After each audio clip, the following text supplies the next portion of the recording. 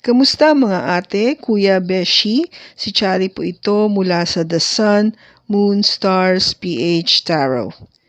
Ipapaalam ko lang po na ito po ay isang general read o pangkahalatang pagbabasa at maaring hindi lahat ay magtugma sa inyong sitwasyon. I-check din nyo ang inyong Moon, Rising at Venus sign. Baka doon mas tumugma ang read para sa inyo. At kung ang mensahe ay tama sa inyo, paki-like lang po at mag-subscribe kung hindi pa ninyo ito ginagawa. Okay, mag-umpisa na po tayo.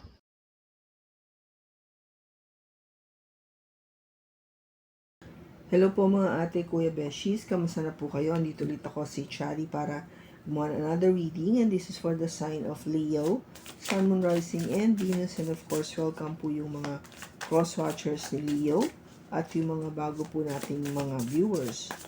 Tignan po natin ngayon kung ano yung mensahe o enerhiya na mababasa natin ngayon para sa iyo, Leo, at sa person mo. I can't let go of you.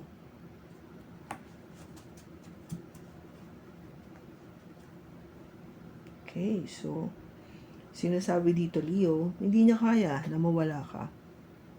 Ganun ka simple. Can't let go of you.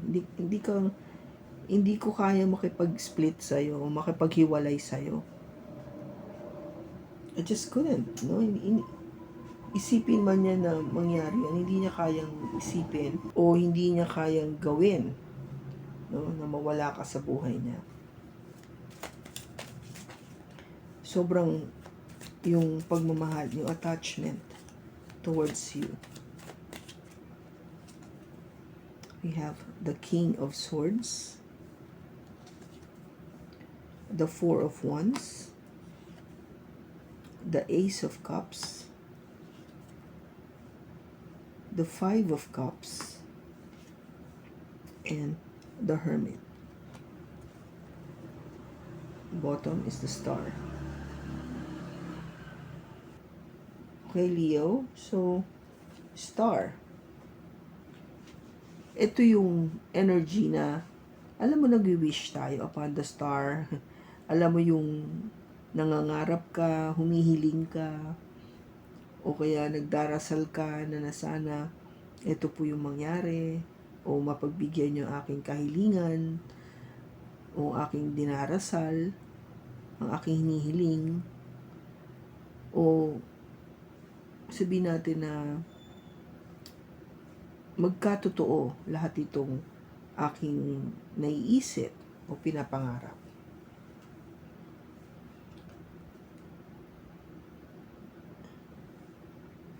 Kasi with the Strength card, which is your card,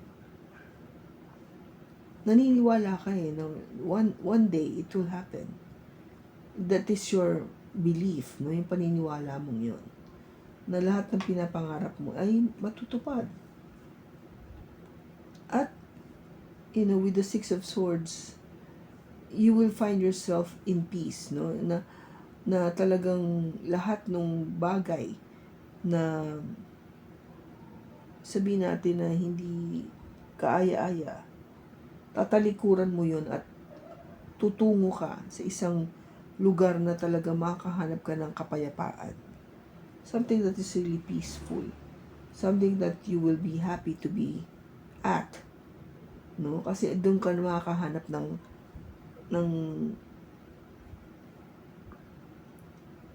sabihin natin yung that peacefulness, no? Yung katahimikan nga na hinahanap-hanap mo.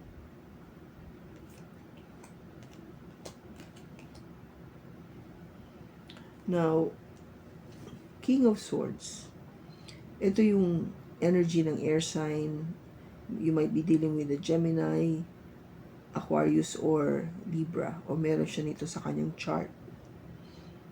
Ito kasi yung energy na talagang nakikipag-usap itong tao na to. I mean, hindi siya takot makipag-usap. Communication for this person is very important. Lalo na kung truthful yung pinag-uusapan o honest. Kasi importante sa kanya malaman yung talagang nangyari o yung talagang katotohanan. Ano yung, in other words, yung hindi lang yung pangyayari, but yung ano yung emotions mo, no? It could be both. Ayaw niya ng, yung pagsisinungaling o yung make up things na hindi naman totoo. Ayaw niya yun. Kasi kaya niya kaya niyang tanggapin yun Whatever it is, yung truth na yun, masakit man siya o hindi, kaya niya yung tanggapin. Ganon din siya kasi pagsasalita. Very, very blunt, very sharp magsalita, or napaka-frank, straightforward, wala nang patumpik-tumpik, no? Sasabihin niya kung ano nasa kanyang isipan at damdamin. Four of Wands is all about planning for the future, planning for marriage, planning for that wedding proposal. No? Ito yung umpisa ng pagiging serious na natin sa relationship. Kasi nagpaplano na tayo Nagsasabi na tayo sa isa't isa, ito yung gusto nating mangyari. No? This is the type of house that we want, family, or how many children we're gonna have. Saan tayo yearly travel, pag ganito na tayo, mga ganon.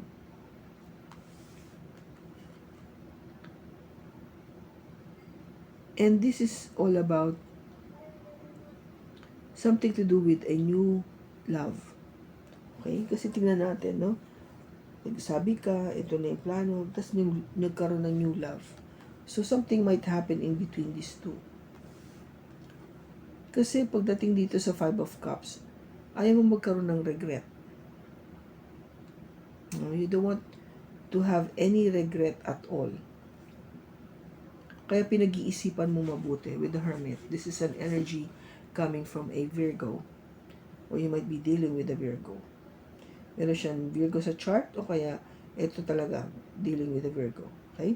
So, Hermit is somebody na talagang sinisiklud niya yung sarili niya. Nag-iisa siya. No? Gusto niya mapag-isa kasi gusto niya makapag-isip. Gusto niya malaman, no? Kung ano yung dapat niyang gawin. Kung anong desisyon ang dapat niyang gawin. Na ito ba talaga yung gusto niyang puntahan o i-achieve yung goal na to. No, this is the time to be by yourself, making that research or thinking, planning, assessing, reassessing what to do, where to go, when to make the decision. Why do I need to make a decision? Yun yung mga tanong na kailangan may sagot. Bakit andito yung King of Swords? We have Temperance, the Tower, and the Ten of Swords.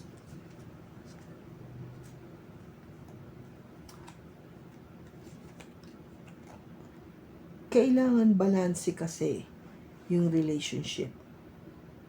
Okay? The relationship, Leo, has to be balanced. Kasi kung hindi siya balanced, something unexpected will happen. Hindi mo inaasahan to, yung Tower moment. And that is an ending. The Ten of Swords is all about ending, pagtatapos. Hindi mo inaasahan na magtatapos itong relationship na to. Maybe you're dealing with a Sagittarius, kasi Temperance is energy coming from a Sagittarius. Okay? So, hindi mo inaasahan, Leo, na dadating kayo sa ganitong punto na magkakaroon ng pagtatapos. It was so shocking and so unexpected na nagkaroon ng ending yung relationship nyo. Maybe because you were trying to balance things, no? Binabalansin mo, you're trying your best to make it work. Kaso, Sinabi ni God, maybe now, it's about time, tapusin na natin tong relationship na to. Bakit andito yung Four of Wands? We have the Eight of Pentacles, the Wheel of Fortune, and the Two of Cups.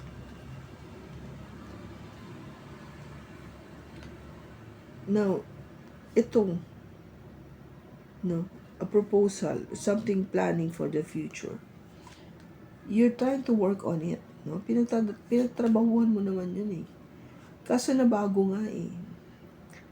Nabago yung takbo ng buhay. It has changed. Nagkaroon ng sidetrack. Kung ba tipong, instead na akala mo dire-diretso lang yung tatahaking karsada, napapunta ka sa ibang lugar kasi nga, hindi eh. It needs to have a detour. Hindi mo akalain na makikita mo yung the one. I think you don't realize na there is somebody out there that you would really be falling in love with. Seriously, falling in love with the Two of Cups.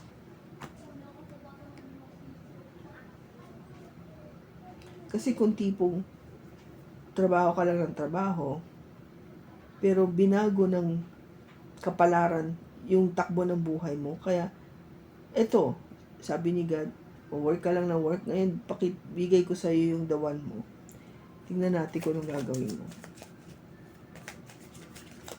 Bakit andito yung Ace of Cups?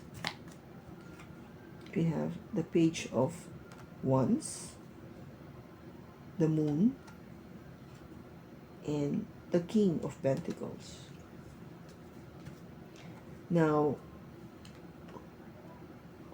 kasi nga, dumating itong the one na hindi mo inaasahan, which gave you a new beginning in love. Diba sabi ko may nangyari dito? This new beginning in love is something na you will receive passionate notes, passionate messages, something that you are not aware, no? Hindi ka sanay, hindi ka used to. You might be dealing with a Pisces, Leo, o may Pisces siya sa kanya chart.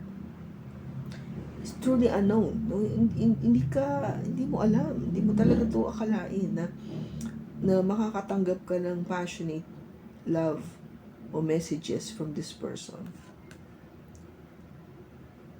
Kasi nga, this person is just really focused sa kanyang career. With the King of Pentacles, this is an energy coming from an earth sign, Taurus, Virgo, or Capricorn, or meron siya nito sa kanyang chart.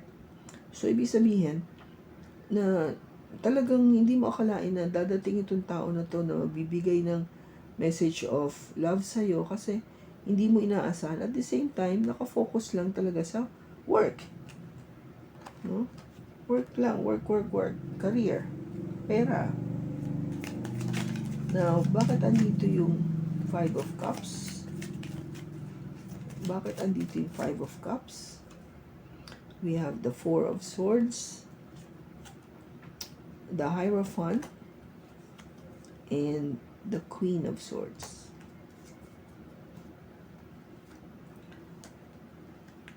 Ayaw mo mag-regret, kaya you taking some time off, no?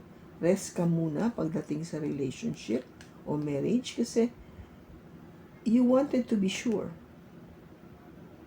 Naninigurado ka lang na magiging tama yung decision mo. Kaya nagpapahinga ka lang eh. Kasi ayaw mo nga magkaroon ng regret. No regrets. Ayaw mo magkamali. Now, ba't andito yung Hermit?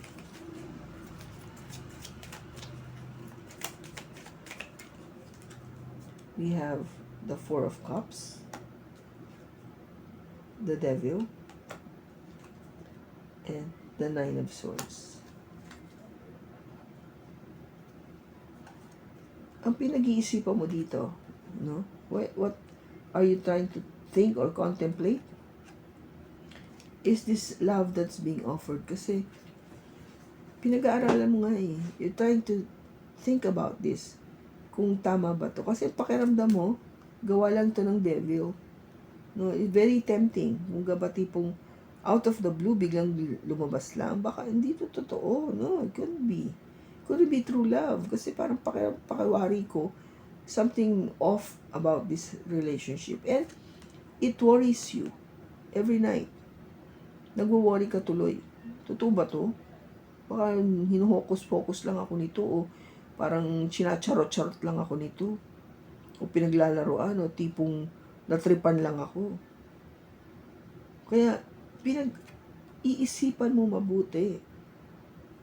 Papatusin ko ba to o tututuhanin ko ba to? Kasi bakit ganun ang dating sa akin? No? Bakit parang bad? Kasi dito yung devil energy. You might be dealing with a Capricorn. Kaya, nagwo-worry ako, no? Pinag-iisipan ko to sa gabi. Na tipong, wow, ganun ba talaga? Ano na ba? Totoo ba to? Kasi kung titignan mo, totoo naman siya eh. Ayan yung 2 of Cups, oh. Kaso, hindi ka naniniwala. You don't believe. Is it because it is something that is unknown? Hindi ka sure? Hindi mo to alam, no? Yung hindi mo na-expect na mangyayari. Kaya nga parang ano ka lang eh. You take it easy.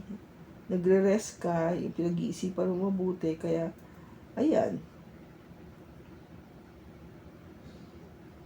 But you're telling to yourself na, no, I cannot let you go. Parang hindi kita maalis sa ano ko eh, sa isipan ko, sa buhay ko. Parang alam ko na totoo ka na mahal.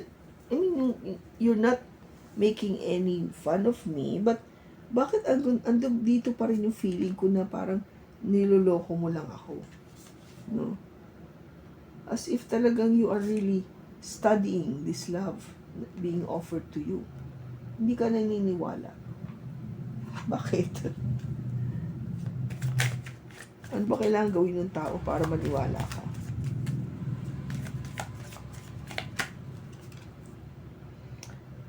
Rest and relaxation is essential.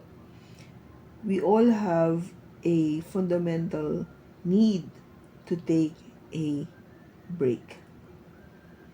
Okay, so baka overthinking ka lang or overwork ka lang kaya hindi ka tuloy makapag-isip mabuti.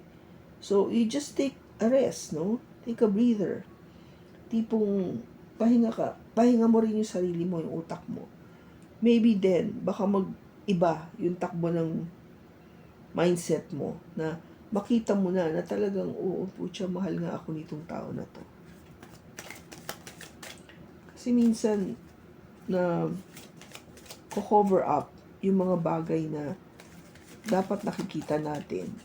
Kaso siguro nga dahil overwork ka o you overthink, baka hindi mo napapansin. Last quarter moon in Aries, work through your feelings. Diba? Full moon in Virgo, take inspired action. And last quarter moon in Gemini, clear your mind. O diba sabi lang natin kanina, i-clear mo nga yung mind mo kasi nga kung hindi, paano paano mo malalaman talaga na talagang totoo na to? Kasi nagiging overcrowded na siguro yung isipan mo of so many things na to a point na hindi mo makita talaga yung totoo. Especially if you are really trying to entertain this devil energy. Huwag mo itong i-entertain. Don't make your mind have these negative thoughts. Diba? Lalo na kung alam mo namang this is the one. Kaya nga dapat yung emotion mo dito ang tignan mo mabuti, hindi yung utak mo. Kasi, yun yung magsasabi sa'yo talaga kung totoo ba to o hindi. Totoo ka bang mahal? O pinaglalaroan ka lang? Kasi mararamdaman mo rin yun eh. Kung totoong mahal mo siya, o nakikipaglaro ka lang. Leo? Okay? So, kung kanino man itong energy na to, na pick up natin, itong araw na to sa pagbabasa, sana nakatulong ito sa ng malaki. Maraming salamat sa pagsama mo sa akin. Sa susunod po muli, ingat ka and God bless.